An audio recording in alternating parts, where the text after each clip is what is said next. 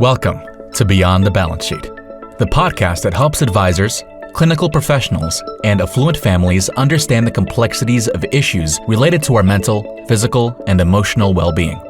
Our co-hosts, Arden O'Connor and Diana Clark, will interview a series of guests on a range of topics, providing informative content and practical tools for professionals and families to consider. Here are your hosts, Arden and Diana. Hi, and welcome to an episode of Beyond the Balance Sheet podcast. Today's guest is Josh Kanter. I'm very excited to hear about his Leaf Planner, which is a platform built to collect, organize, and map a family and a family's enterprise information in a single source manner.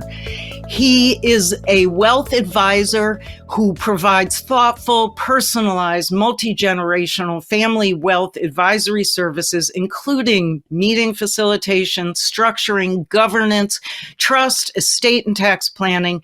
And what I'm most interested to talk about today is his blind spot review and the ways he promotes family enterprise through the identification of what might be tricky situations. He began his career as a lawyer, unlike many of us out there, and found that he left his practice to run his own family's multi-generational, multi-branch family office 20 years ago. Thank you.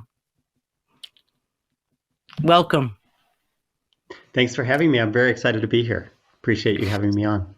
Sure. So let's start with, you talk about an owner's manual for families and family enterprise. What is an owner's manual and what does it consist of?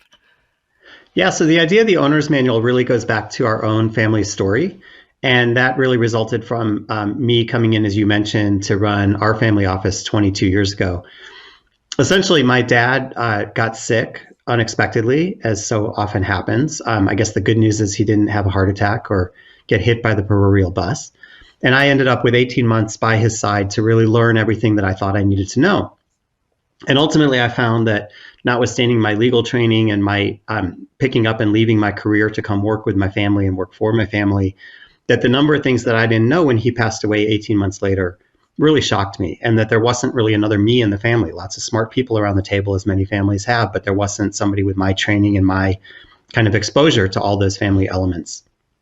And so the owner's manual really became this idea of saying, how do you map out, as you also alluded to with respect to Leaf Planner, how do you map out all of the information that a family might need to know in order to help educate, empower, and really provide for a succession of information in a way that went well beyond what we all would probably think of as the olden case of emergency file. You know, that 3-ring binder that used to sit up on the shelf and be there in case somebody passed away. That would have, Josh. That's yeah, you have one of those? Well, I'm going to work on convincing you that's not sufficient, and we're going to change that for you. So, okay. So the owner's manual, and the reason we called it an owner's manual, right, was that this idea that I wanted people to understand, how do you pick up this family enterprise and make it work? And so that was different, right? It was not just to be there in the case of succession of information. It was to be there so everybody understood how the family enterprise really worked and how do you pick it up. And to some extent, my joke used to be, right, the old saying that everybody's familiar with, of you get an owner's manual with a toaster and not with a kid. And I would extend that to say, and not with a family of wealth either. And so the idea was, how do you actually create this thing called an owner's manual for a family of wealth? So I am going through the automobile owner's manual in my car, and I'm thinking to myself, what does an owner's manual consist of beyond the emergency, here's my life insurance, here's my bank accounts?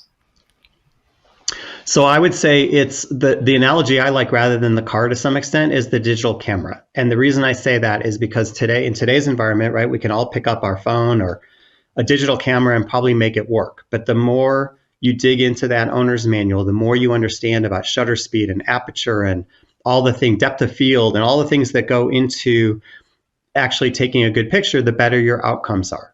So yes, you can start with the olden case of emergency file and have a copy of the will and a copy of the trust and a copy of or a list of the 5 contacts to have, and maybe a copy of the balance sheet and maybe a list of accounts. But it's really, the owner's manual is intended, again, to go this step further or multiple steps further. So to me, what that means is saying, how do all those pieces fit together? What's the relationship between them? what's the context in which they were? Why are those bank accounts at the bank that they're at? Why are those brokerage accounts at the brokerage firms they're at? What are those relationships about? Who do you trust? Who do you not trust? Why did you do this deal? What's your expectation for that deal? So think about adding all of the context and the nuance that the traditional in case of emergency file can't do, because it's static documentation or lists of things that don't have that nuanced kind of human element, if you will, to it. I get that. So, digital camera, how else do you use technology in this process? How do, beyond the analogy of a digital camera, how do we use technology? Because I would imagine that despite the fact that I'm inept generationally with technology, that is not necessarily true for everybody, and particularly for younger generations. So how is this appealing to younger folks? Yeah, I'd say it's an interesting question, because to me, the digital or sort of the technology evolution is a really important piece of this, because, we're joking about the old 3-ring binder, although maybe you really do have a 3-ring binder. But the 3-ring binder ultimately, of course, gave way to, Word documents and Excel sheets, and then ultimately to OneDrive and Google Drive and kind of cloud solutions. And what Leaf Planner has really done, and what I think technology is allowing us to do, is start to merge all these concepts of like relational database concepts to document management. So when I talk about using technology in this context, and we'll get, I hope, to the blind spot kind of comment as well, an educational comment, is that you're able to sort of almost zoom in and zoom out and be able to see how the different pieces together. So if you're really thinking about how does this trust relate to this asset, relate to this liability, relate to a trustee, relate to anything like that, right? Relate to the accounts, so all of that mind mapping, if you will, technology is letting us do that. Now, importantly, to your comment, not everybody is comfortable or familiar with the technology. So we've created the platform to be very, very user friendly, but the entire thing can still be printed to a PDF document and then printed out onto paper if that's what somebody wants to do, so that you can still, maybe you've got an older generation who's not comfortable with the technology. The technology can obviously then just drive the constant updating of this owner's manual, or in case of emergency file in the old case, so that it's not something that again becomes static and sits on the shelf, and all of a sudden 5 years later everybody realizes nobody's updated it, it's not correct anymore, and again none of that nuance is there. So the technology component shouldn't be a deterrent. It should actually just be an adjunct to how people think about all this information. I like that. Tell me a little bit, when I'm listening to you, I think of what would be really helpful in an owner's manual as sort of the origin story. When you started talking about a little bit about why we bank at this bank as opposed to that bank, some of those may be historic relationships. Is that covered as well in the owner's manual? Yeah, it really, it's designed to cover just about everything you can think of. So, there could be a family origin story. So if the family's done documentaries or videos or, letters of wishes or family histories, those are all captured in what we call the first things first section, which is sort of the roadmap to how a family digs in and gets educated about or a new advisor, by the way, or an executor or a trustee. How do they dig in and get educated about the family history and the family itself and the family enterprise? So some of it could be there. Some of it could be, as you dig into relationships, as you alluded to, you may have not only the documentation of why do we bank at this particular bank, but it might be, hey, by the way, don't forget that I know the president of the bank. And so we don't really work with that person on a day-to-day basis, but everybody should know that that's a relationship I have. And so it's really capturing that history. It's capturing that nuance. It's capturing would you continue that process, or would you actually recommend a change to the next generation or to your spouse or partner or whoever is taking over? Would you, are there things about it that are unique that everybody should know about? And then again, how do those relationships and how do those, we're picking on a bank, but how do those banking relationships fit again within the entirety of the family enterprise and the ecosystem? So I'm thinking about the difference between a family that engages in your process and has a leaf planner and what you experienced when your dad left you the reins. And I imagine there is a huge, even though you got to spend 18 months with him, there is a huge amount that you would have wanted beyond what you knew at that point. Absolutely. And that's really the point of why we created the owner's manual originally and now Leaf Planner. If I go back to my dad's death, and obviously my story is unique to the extent that it's unique to my family, but of course everybody, as I like to say, I'm sure it rhymes a lot with other families. So whatever the situation is, my dad was a world-renowned trust and estate lawyer.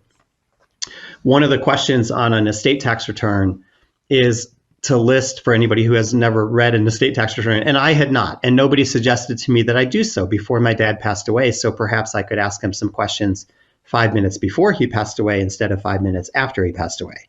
And so if you look at that estate tax return, one of the questions, for example, is list every trust that the decedent has ever been a trustee, a beneficiary, or grantor of. Well, my dad's a world-renowned trust and estate lawyer. He's created thousands and thousands of trusts for thousands of families.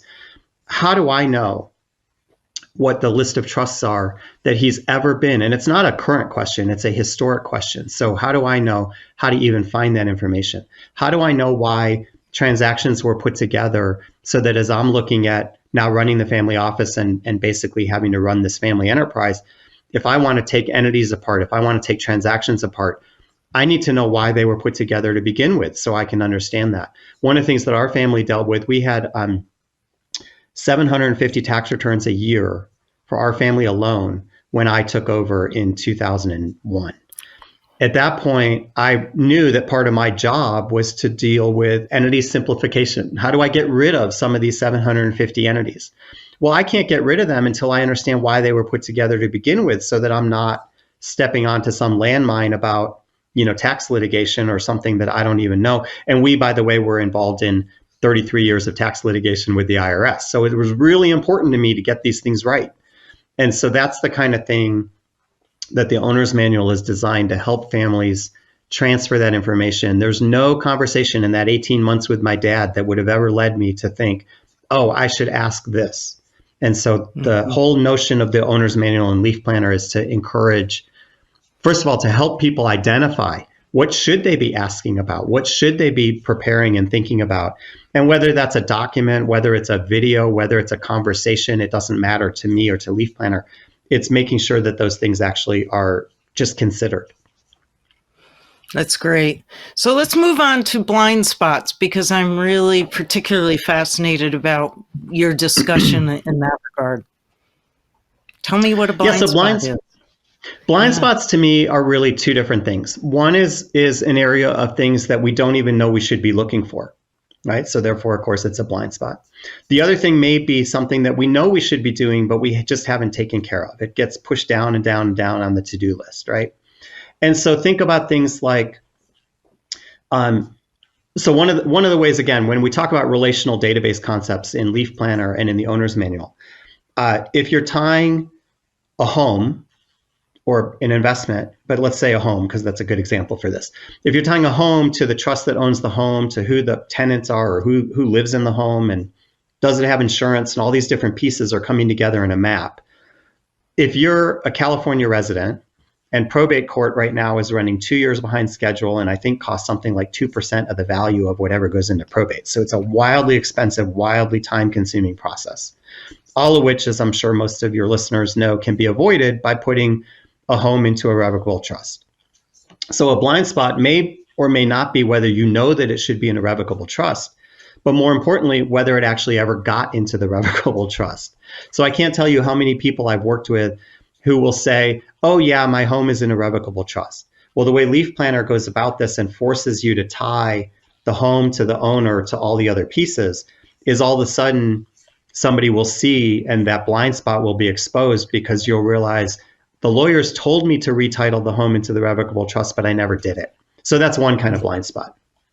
The other kind of blind spot, the first one I really mentioned, is something that some people may not know to think about at all. So an example of that might be maybe mom and dad are going through a lot of work with the estate lawyers to say, we're going to take the ski home or the ranch or the lake house or whatever family legacy property there is and put it in a trust for the next generation, whether that's 3 siblings, 7 cousins, whoever it is. And no one's ever told them to think about the family governance and dynamics issues that come along with how are those family members now going to, govern and run this property that they've now been put into collectively. That to me is a blind spot. If you don't know to think about that, you don't know to think about that. So it's by definition a blind spot. So Leaf Planner and the owner's manual process is really designed to help families identify both kinds of those blind spots, to really see what am I not thinking of that I should be thinking of, and what did I know that I needed to do, but I didn't do, and how do I make that checklist of things that I should fix? I appreciate the blind spot conversation, particularly when it comes to shared property or family dynamics that are going to need to be wrestled out, ideally before the grantor dies and not necessarily post-death. That's a great plan. Yeah, absolutely. Absolutely. And even things like, explaining why when we do all this estate planning, of course, one of the normal questions is going to be, well, who's going to be your trustee? Well, what if I've never explained to my family why I chose Josh as my trustee? Or what if I've never, again, there's so many things that could fall into this blind spot idea, because it's really about explaining why all these things were done, or again, things that families may not know. So it's really a critical part of the owner's manual process. Great. So we're about out of time, and I didn't want to miss a point that you may have had on Leaf Planner and blind spots. Was there anything I didn't ask that you would find it important for our audience to know? Sure. I think the most important thing to me, the notion of how all the pieces fit together, and if you think again about zooming in and out of a mind map of how it all fits together, is really important. But Leaf Planner and the owner's manual process, I'd say to me, is most importantly that it's really, first of all, it's an educational tool. This is not, again, a sit on the shelf, wait for somebody to die tool. This is an educational tool. We see families taking the owner's manual into a family meeting.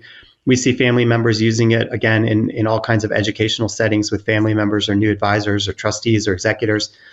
Then I'd say it's also an empowerment tool. We see family members using it as maybe a wealth engagement tool for a rising generation family member. We see family members being able to access it. So it's a tool that's very family facing. And so the idea is that a family member could come in and say, hey, I know I've been told at a family meeting what a revocable trust is, but I don't remember. So they can go into there and see what that means. They can go into there and see how those pieces fit together. So if somebody says, I don't remember what trust owns my house and I'm refinancing and I need to talk to the trustee, they can see that. I don't remember who my banker is at XYZ Bank. They can go in there and see it. So a lot of this is really about that education and empowerment piece, and ultimately the succession of information piece. That's great. Thank you. Thank you. So how can people find you? Would it be on leafplanner.com? Yep, you can find me through leafplanner.com or josh@leafplanner.com, and I'd be happy to talk with anybody about any of this at all. That's great. So for our guest today, I hope you've enjoyed our conversation about Leaf Planner, the use of technology in educating, unifying, and transitioning family members. It was a delightful conversation with Josh. So if you've liked this conversation or any others, please like us on your platform of choice. Thanks again for having me. Thank you for listening to Beyond the Balance Sheet, a podcast designed to help advisors, clinical professionals, and affluent families solve some of their biggest medical, psychiatric, and emotional challenges. Visit beyondthebalancesheet.com to read more about our guests and resources, and sign up for our newsletter.